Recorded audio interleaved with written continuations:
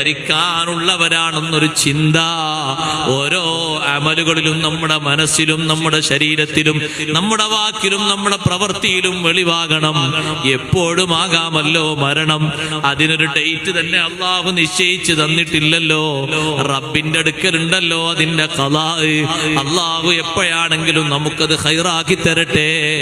എപ്പോഴാണെങ്കിലും വിടവാങ്ങണം. വിടവാങ്ങുന്നതിന്റെ മുമ്പ് ചെയ്യുന്ന ചെറുതും വലുതുമായ കർമ്മങ്ങൾ കുറ്റമറ്റ രീതിയിലാക്കി തീർക്കാൻ കഴിവിന്റെ പരമാവധി മുത്തഖിയായ നിലക്ക് നല്ല ഇൽമു നേടിക്കൊണ്ട് ഒരുപാട് സുഹൃതങ്ങളുമായി നമ്മുടെ ജീവിതം മുന്നോട്ട് നീക്കണം.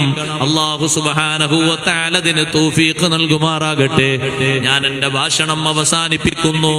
ഓ പ്രിയപ്പെട്ട സഹോദരിമാരെ, മുത്തഖീങ്ങളായി നമ്മൾ ജീവിച്ച് പിരിയുമ്പോ, മുത്തഖീങ്ങളായി പിരിഞ്ഞെങ്കിലേ ആഖിറത്തിലും സയ്യിദുനാ റസൂലുള്ളാഹി സ്വല്ലല്ലാഹു അലൈഹി വസല്ലം തങ്ങളുമായി വലിയ കണക്ഷൻ നമുക്കുണ്ടാവുകയുള്ളൂ.